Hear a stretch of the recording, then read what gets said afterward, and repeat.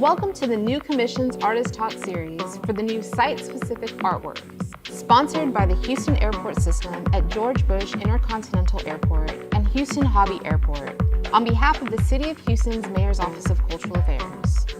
Hosted by Houston Arts Alliance Director of Civic Art and Design, Grace Zuniga. Please welcome Janavi Folmsbee.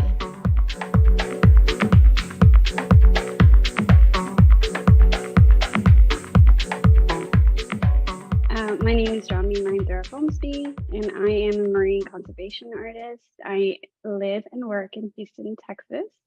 I'm originally born and raised in Mumbai, India, and I studied at the School of the Art Institute of Chicago. And this is where I live and work, and this is my studio. The Aquarius Art Tunnel is a 240-foot immersive art experience. It is a tunnel between the main connector terminals of Terminal D and E at George Bush Intercontinental Airport. It is completely immersive, comprising of custom carpet tile, 2 complete murals, and 15 custom lenticular works. So it is completely interdisciplinary. We have a sound component as well as an augmented reality component. The work is inspired by the Flower Garden Banks National Marine Sanctuary, and it is also inspired by the concept of One Oceans, where it's a reminder of how we're connected to water no matter where we are in the world. So it has this international focus as well as a very important local focus. We have a total of 15 national marine sanctuaries and 1 right off the Texas coast that nobody knows about. I thought through the use of artwork, it would be a reminder that, hey, we have this beautiful, amazing national monument underwater that we have right here. So while people walk through this space, it's also the idea of immersing them within what it feels like to dive underwater in the National Marine Sanctuary.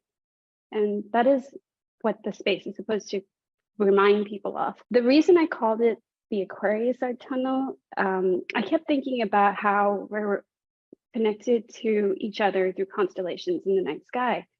Other than just water, our planet revolves through constellations, and wherever I am out in the ocean diving, I look out at the night sky and I'm reminded that if I'm in India, I'm also connected to the United States through the same constellations. So I kept thinking about Aquarius because it's the water bearer. And the word Aquarius, when you break it up into 3 words, I heard the word aqua, which reminded me of water, and it literally symbolizes water. The word re, I kept hearing re, which reminds me of the Hindi word hamari, and then the word us. So Aquarius literally stands for the concept of water is ours for all of us. And one of the things about me as an artist, I use a lot of symbolism in my work that comes from my culture. It's so important to me. There's a lot of symbolism in Hinduism. I grew up with it. So it's something that creeps into all of my work indirectly. And when you get to know about my artistry as an artist, it's something you see. So I decided to use it and bring it to this work. There's a component which also has the word aqua, water written in multiple languages. So when people walk by, they're reminded that, water is so important to all of us and that what we do affects all of our oceans, no matter where we are in the world. So you touched on a little bit when you were describing, but I was wondering if you could expand on your relationship with the ocean and underwater, and what your experience has been that has now informed your artwork.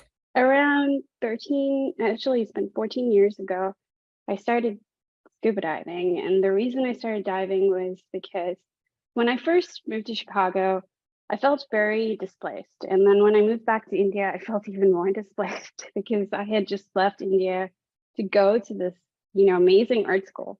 And then when I was in Chicago, there was the lake, and I grew up in Mumbai across the ocean. And those were my 2 places to go to when I felt very confused or lost for peace and quiet time. And then I just said, you know what? I'm looking at water bodies and the idea of water bodies connecting us physically on our planet. I said I wanted to know what was literally in the water. So it was literally a physical understanding. I had this childhood memory that was very beautiful of these islands at the bottom of the tip of India. And we went there and I said, well, let's go diving. I really want to see what's down there, like what's in the water. And that's where my initial understanding of what I felt like. I was quiet once, like just one with my breath. And it was so beautiful, like the colors, the world. I definitely did not belong there, but I felt so invited. And I want to make art that does this for everyone. My work is all about taking a space and transforming it into this like place of beauty, an environment that can be magical and ethereal at the same time. And then over time, something that gave me so much solace and peace. And ocean advocacy just started to become a natural cause to my work, and where the art starts to function towards science. And I started collaborating with scientists. It just naturally started to blend its way into that place, and it found itself. It's something that doesn't have a voice of its own. And I feel like it's my work and my life's work to do that for it. It's important to give that voice to the ocean. At the end of the day, I feel like it's for all of us, and it's a big part of social justice. The power of like a project like the Aquarius Art Tunnel is so much greater than you would imagine. So you mentioned that diving is like a serene, peaceful environment, and really colorful. And so for the public that is experiencing your work, is that what you want to convey through this artwork? If you want it to be a transformative space for the public, is there anything else that you would really want the public to respond to or take away in this setting, which is an airport? It's bustling, it's active, and so what was your intention behind the location and then the overall like concept and feeling of the work and of the piece? It's my heart melts every time I'm in that space and I see a family and children like just rejoicing. And I've actually cried a couple of times. I think that's the biggest success for an artist, is when you see a stranger in there happy, and like they're happy. And that's what I love. Like, what's amazing about this is like, it's not, people aren't going there with the intention to look at art necessarily. It's not like a museum, right? Where it's open to people from all walks of life. The other thing that's really cool, and this has happened, I've had like a few diver friends change some of their flight patterns and like fly through Houston and go through the tunnel and send me videos and like post it even. And they know the species and they're like, oh, cool. And they started like naming all of them. Oh, look at the spotted trout. Like, hey, we just dove with hammerheads. And, that's what's kind of neat. Because it is scientifically accurate, like to what we did in terms of like the depth zones and the mesophotic. Only, I guess, like people who are educated towards either marine science or divers would know. So seeing that has been very exciting to see how like the local dive community and other people have responded to the space. But yeah, I think seeing people rejoice and be happy with the space is the most important thing to me. What's been your personal favorite component of this work? Because there are like various components of this. And so in making, what was your favorite part? If you think about what it went through, like, it went through a fine art oil painting, and then like we did like this scanning process, because we tried doing a photography process, which didn't work. So, it just shows how many tests we did to get to that final like level of like finesse. And I think that's what's so important, like for any public art project, right? You do tests up, like you do a lot of tests to see what you like quality wise. So you mentioned lenticular lens, sound, mural, carpet. What was the biggest technical challenge for you in this Well, process? like honestly, like I think planning is so important. Like for any art project, our planning phase was just so diligent, like as you know, and for every like in my I have a rule like the word no just does not exist in our vocabulary and our like my studio practice.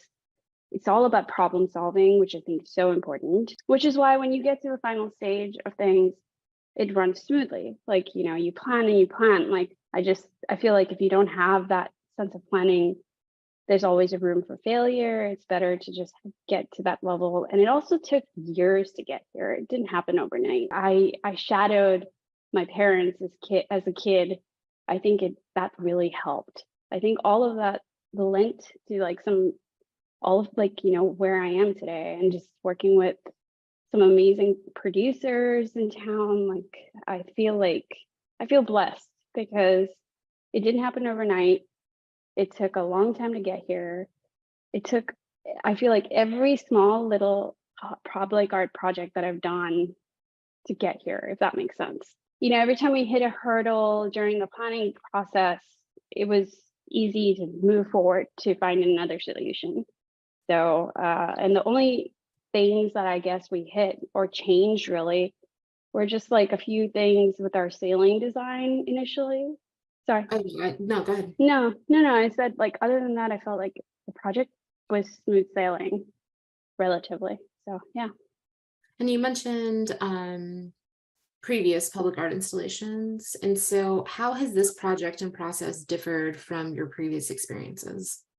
It's probably one of the largest one I've done, yes, so far. I mean, like not everyone gets to say they've installed a 240-foot long tunnel art installation.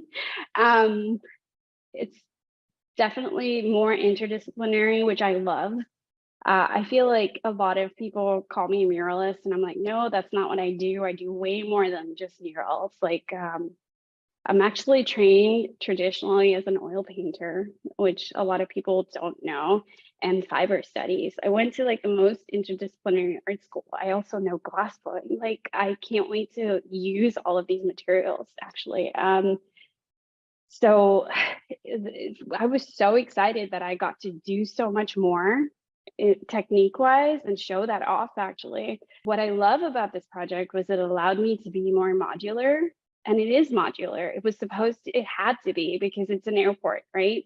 We had to create it in a way where if you guys need to like replace the component, it's very easy. The scale definitely is very different from anything I've done before, for sure. But what I love about this project was it allowed me to be more interdisciplinary and show that off, for sure. And it's a beautiful project because it's so immersive. Like I was dreaming for me to create a tunnel art experience because whenever I went through an aquarium tunnel, I was like, oh, I can't wait to create like my version of an aquarium tunnel. Like, how do I do that? So when I saw the space, it just called to me. And that's why when I applied, I was like, I'm not applying for anything else, just the space. And so you mentioned that the scale was, or like the magnitude of the project was the largest that you've worked on. And I'm curious how this has informed your practice and informed maybe your confidence to apply to other public art opportunities that are very large. Like, how has this experience helped you grow as an artist? Definitely. This is interesting. I've been wanting to apply for large projects for a very long time. Other than this, like Rail to the Sea is another project that was fairly large as well, but didn't have much of a budget, and I had to squeeze a lot to get there. I've been applying for a long time for big projects. You learn so much from each project, as I said, and every site is always different. So I'm thinking like what I love about this project is giving me the confidence to apply for more and dream bigger. So I'm really excited actually for the future. The other thing that I'm excited about is it's given me like ideas for where I want to go in the future with other like my messaging, if that makes sense. So it's also changed the gear, like the pattern of where I want to go with my like conceptualism. Goal is now to like create like a monumental work of art based off every US Marine National Sanctuary. I feel like that is a calling, and I think it's important because I did not realize how important this was and what it does for these marine national sanctuaries. It was a lot of fun, honestly, because I feel like, you know, who gets to say that they did that? This is the most amazing thing. I'm super grateful. Like, I can't tell you.